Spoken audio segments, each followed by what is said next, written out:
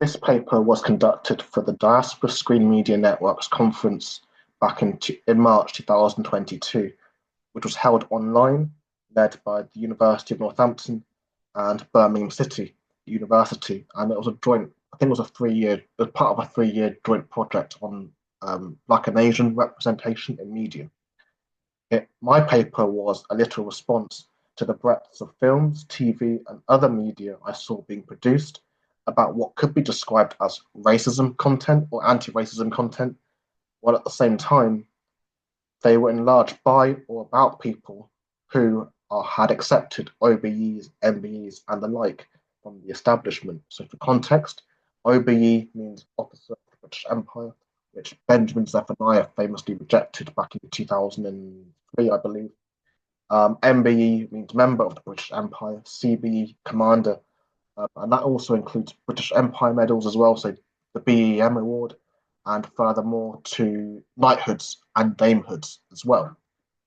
It was incredibly grating to see the biggest names during that turbulent summer of 2020 making anti-racism content were also establishmentarians, and in the years since, so many more have taken entry onto the Empire list. This paper was also an afterthought of several blogs I had done already on this issue.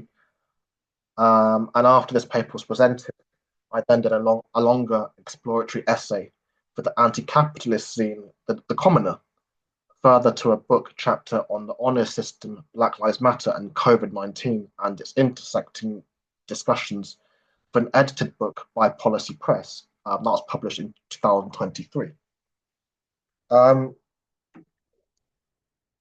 So on that note, let's begin.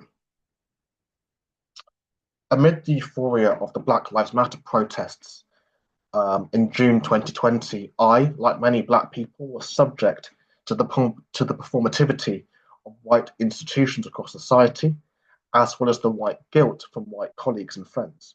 The Black Lives Matter resurgence hit people in different ways, but what I observed initially was how broadcasters centered the resurgence around Black trauma narratives over what Bell Hooks calls, or the late Bell Hooks referred to as white terror. Shows like Small Axe, Stephen, Anthony, The School That Tried to End Racism, and others go as far as to condemn racism and tell us it's bad, but fall short of naming white supremacy as a global system of violence.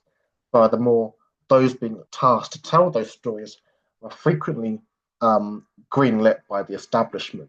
So while the content that was produced was sound, I was also back then now thinking about how the perfect storm of Black Lives Matter and COVID-19 and how reinterest into colonial statues and streets named for racists was undercut by many Black practitioners and also so-called white allies had accepted entry into a system of merit in the name of the British Empire, the honours system. By honours, I refer to accolades given twice yearly by the Crown on recommendation from what in Britain we call the Honours Committee, which is made up of both government officials and private citizens. Honours is a carnival of mirrors, and I think it is problematic when people who have made careers for themselves out of maintaining an image of anti-oppression work and advocacy, then accept them. Concurrently, while I do name names later, I do not exclusively blame these people, but more so the society that has created the conditions that allows the materialistic definitions of what success looks like to flourish, i.e. things like Black excellence and how we as the public still continually invest in it. It's interesting because the television dramas about Anthony Walker and Stephen Lawrence to come out in 2020 and 2021 were both made by white people, in spite of a lack of representation behind the camera in the industry. More recently, Charlene White's documentary, Empire's Child, which is basically an autoethnography plotting her relationship to enslavement and colonialism. In 2020, Black Lives Matter protesters pulled down the Edward Colston statue in Bristol with the Colston 4 trial coming to fruition more recently when they were acquitted of criminal damage under the government's anti-protest legislation. However, lots of the people making these programs, including the overarching, are white and/or establishment. Following the murder of George Floyd, with the release of many of these excellent programs, I was to um, disheartened to see the chosen faces of British Black Lives Matter were measured by their proximity to whiteness. But further, those who get positioned by white institutions are frequently not the radical activists willing to put in the work to make the changes required, but those black faces simply toeing the party line of the empire list and the establishment, that sort of thing. There's many of those who take these honorifics to empire in the existence of a metric of achievement that gives white supremacy the green light. In an industry where many castes, creative teams, and senior leadership teams are largely white. So the position of black British people or black people with these medals as experts and the respectable face of anti-racism in that summer of 2020, establishment broadcasters showed me that they're not really serious about anti-racism, which is one of the reasons why I thought they went as far as naming racism as a bad thing, so to pacify the masses, but fell short of naming white supremacy as a social and a political system. So making anti-racism respectable flies in the face of the black history of liberation politics as well in this country. In August 2020, former basketball player turned psychologist John Armiachi produced a video on white privilege for BBC Bitesize that went viral. I thought it was very good. He was appointed an officer of the British Empire in the Queen's 2011 birthday honours for services to sport and volunteering.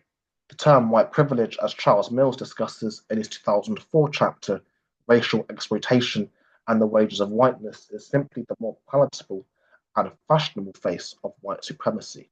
That summer, historian David Olusoga also did the annual McTaggart Lecture on Racism in Media.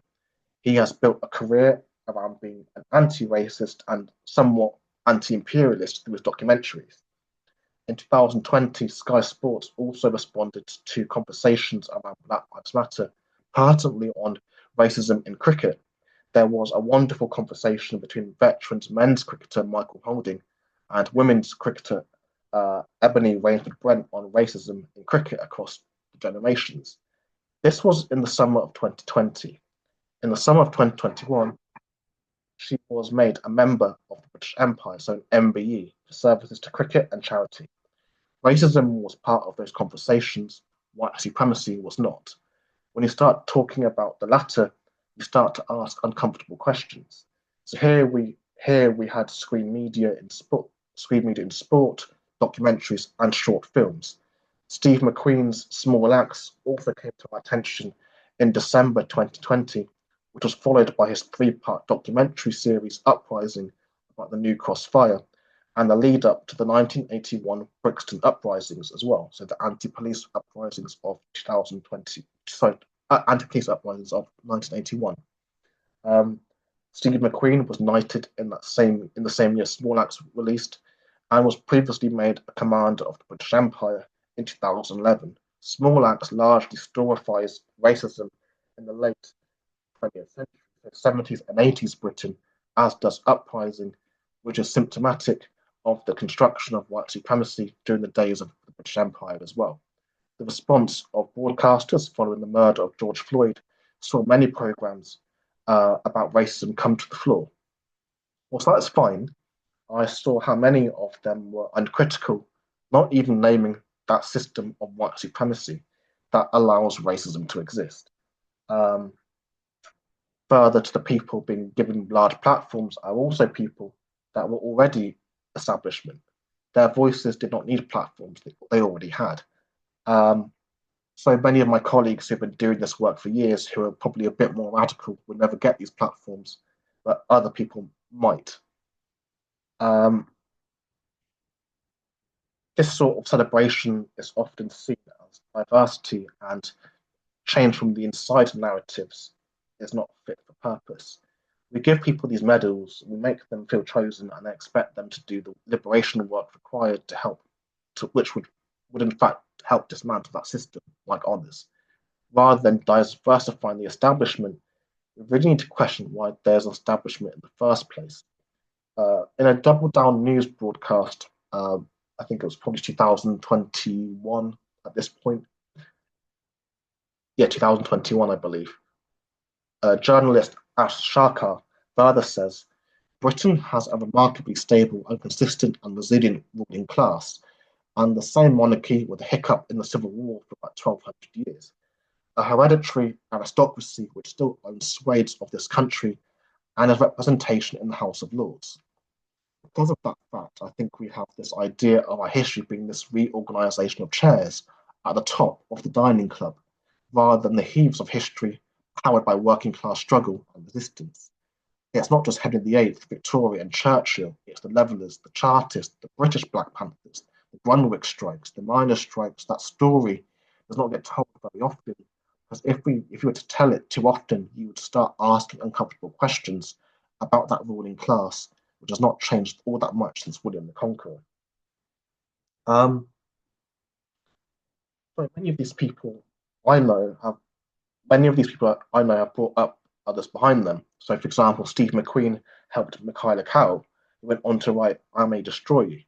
In spite of that, is it possible for people to be critical of empire while also being part of it? The ongoing doing of whiteness while your house is burning down around you. As Audre Lorde said, the master's tools will never dismantle the master's house. So black inclusion into the honour system or the honours list seemingly reflects an award system where black achievement is only celebrated by society's institutions in how well we assimilate, celebrating individuals, not communities, or collectivism. In this neoliberal capitalist world, it acts like all achievements are individual and not products of the people who helped us get to where we are. And I don't make the habit of quoting Margaret Thatcher, but as she says, there's no such thing as society. There are individual men and women, and there are families. So, speaking from a perspective of a grandchild of Caribbean grandparents, there is still a respect many elders have for the Queen or the monarchy, while concurrently there is also an ignorance to the history of colonialism within my generation as well. For context, I'm one of the younger millennials, born in 1995. So, in my experience, the history of the monarchy has somewhat been colloquially severed from that empire in national memory. To be recognised by the state is to be seen as one of the good ones, and I say that in air quotes, or even as so-called good citizens. For those of us who are descended from parents, grandparents, or even great-grandparents that moved from many of those former British colonies in the 20th century, these medals as honorifics appear like a toxic friend in the closet, gaslit, manipulated, lied to, as Ghislaine Kunrani writes in Living While Black. Although respectability and assimilation may provide temporary escape and possibly material gain, and conditional access to structures of power, they produce white supremacy and such breed further shame and alienation. Self-contempt, disdain, and scorn were not merely accidental byproducts of colonialism, they were manufactured, deliberate colonial weapons to fortify whiteness and reduce resistance, she writes. Relaine's points hold weight, as even in activism spaces, time policing still occurs across generations. I've been time policed by older black people, some of whom may consider anti-capitalism and anti-racism as separate rather than intersecting processes. I enjoyed many of these programs that got produced, but they shied away when things began to get a bit too critical.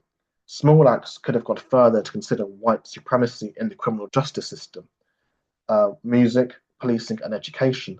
Subnormal, a British scandal about the 1960s scandal that put many Caribbean children into so-called special schools for what the state called the educationally subnormal, could have incorporated how white supremacy pervades through the education system. David Gilbourne's work goes into this, as does Brittany Arrington's article, the white slavery industrial complex, which is all about higher education. These programs were enthralling, but surface level. As I respect much of the work that recognized Black educators and practitioners delivered that summer, it was challenging not only to be educated by people that had built careers on being anti-racist somewhat or taking honours, but also many people saying these programs were progress when they didn't really challenge anything at all in some sense. If it is progress, that is a low bar for me. And as white people are constantly being critiqued and challenged with their role as establishmentarians, for example, Winston Churchill as one example, I don't think we have probably had this conversation in regards to how Black people, brown people, and other people not racialized as white that accept entry into the honours list with medallions and the empire, as well as becoming life peers. In the last few years, where there have been public consultations into colonial statues and programs that highlight contemporary race inequalities, including COVID-19. Statue Wars as well by David Olusoga and Marvin Rees brought me even more troubles as the former took an OBE in 2019 and was an expert witness in the trial of the Colston Four. Numbers of Black people still take honours, some as career moves, while others simply because they like that feeling of recognition. It's about ownership, and whiteness fundamentally is about ownership. So I would encourage you to look at Cheryl Harris's work on that. Eileen Moulton Robinson as well has written on whiteness as ownership, property, etc., etc. All of us have investment in whiteness, but it's a matter of levels, I think. Here, while the content that was made is interesting, and those being given these platforms to speak do somewhat sense, I do not see them as diversity or really representation. I'm not disputing if they have struggled, but to take one of those things and then pontificate to us about racism takes some level of cognitive dissonance, I have to say as well. Steve McQueen's film, part of the Small Axe series, Red, White, and Blue, tells the story of ex-police officer Leroy Logan, who joined to change the police from the inside. Logan went on to take an MBE in 2000 for services to police and community relations. Episode 4, titled Alex Wheatle, tells the story of the award-winning writer of the same name, starting his childhood in a mostly white care home. Going to Brixton, he finds an identity in music, but is thrown in prison during the 1981 Brixton uprisings. Ironically, it seems that someone who has written about racism and has been subject to the worst of the state also became a member of the British Empire in 2008 for services to literature in the Queen's Birthday Honours. And whilst it is a personal decision, there must be a debate about cognitive dissonance as well. That can you really write about anti-racism and practice it in your life, in your day-to-day life, while at the same time being an Empire recipient as well? And I'll leave that as an open question for you watching this today. As news footage and social media documented the Black Lives Matter protests indelibly into our minds forever, the other narrative is that those most likely to be given platforms to speak on these issues are not the anti-establishmentarian sort of activists, but the people who take empire medals from the state. Black people, brown people, people not racialized as white, don't hold responsibility in changing the political landscape for their entire communities in media, politics, art, etc., etc. But when those who have made names for themselves, challenging the ills and the evils of the world, jump at the chance to be validated by that state, so that empire state, it deeply upsets me. This is a pattern, and it does feel like a betrayal when those from those that also being given large media platforms to make content about racism, also have these medals in the name of that system that constructed many of the racial hierarchies that still exist today. It doesn't make sense to me at all. Famed historian and university professor David Olusoga defended his choice to take an OBE to like recognition from the establishment is the be all and end all of success. yeah, so that Guardian, I'll just say go and look at the Guardian article he wrote back in 2019.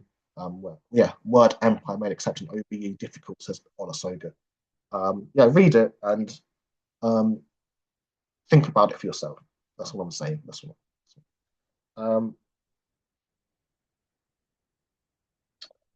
Charlene White's film Empire's Child might be the closest to posing a challenge to whiteness, in it showing the colonial attachment that individuals have to colonialism as well. Um, it shows history as personal, which has scarcely been done in the I guess in the mainstream sense. It's not how I was taught history in school. The empire was told to me as something that happens to other people, never happens to us. But Charlene White's film showed us that it is wider and national and international, but it is also personal, and that colonial history is personal history as well, and family history. White may be a prominent media journalist, but has not gained entry into honours. There are too many anti-racists at large, irrespective of colour, that care more about respectability than the end goal.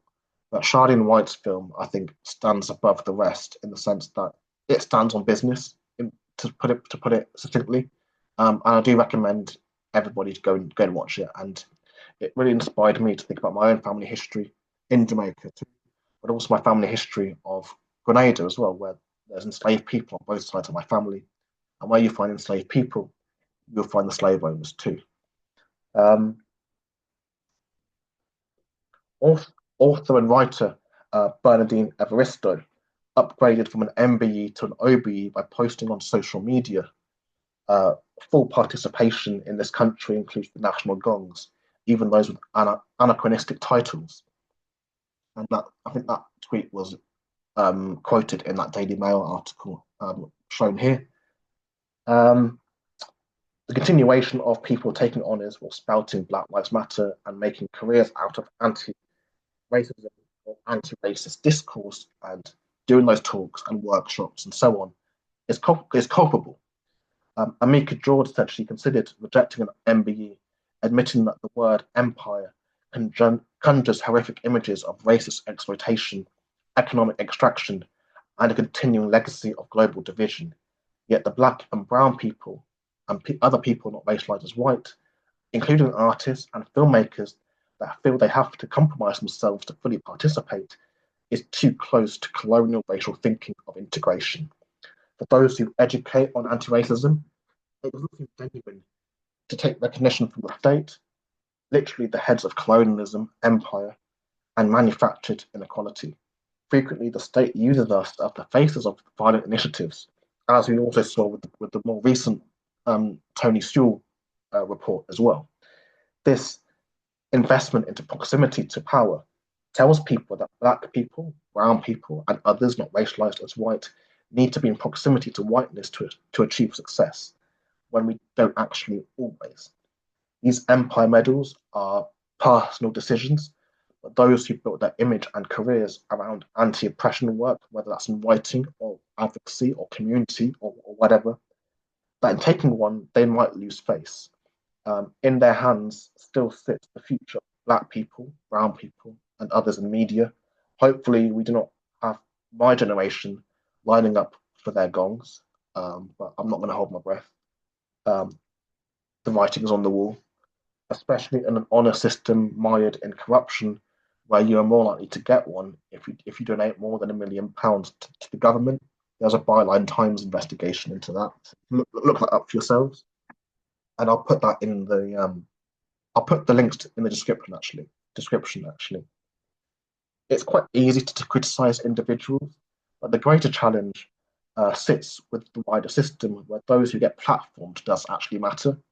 Artists that people lament as for the cause are some of the biggest voices in anti-racism because of their assimilation when the queen, or now the king, of empire comes calling. And how, as academics, can we talk about decolonization work or decolonizing the curriculum, especially in film and TV studies, sociology, the arts, humanities, etc., if those who are telling these stories are also invested in empire? Um, My paper has sought to discuss how screen media following the murder of George Floyd went as far to be outraged towards racism without naming white supremacy. It aimed to highlight the further contradictions of talking about inequality while also taking empire medals, no less than the artists and storytellers who once upon a time would have opposed challenge to the establishment. Many people who do advocacy work are also consciously invest in the empire project, and this undermines how stories get told too. There's a proverb that I think is from the Middle East, possibly Turkey, that says the forest was shrinking, but the trees kept voting for the axe. For the axe was clever, convinced the trees that it because his handle was made of wood, he was one of them. And I'll end on that quote. There's more black people on television, probably not ever now than in history, or British television that is.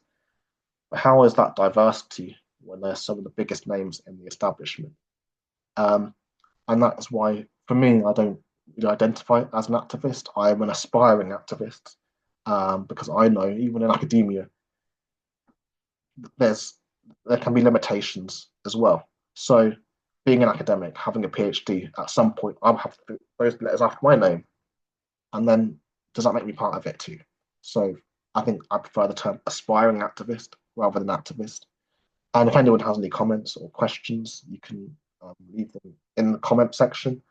Um, or send to me in an email if you want as well. And I'll leave a link to my contact in the description as well. But thanks very much for listening.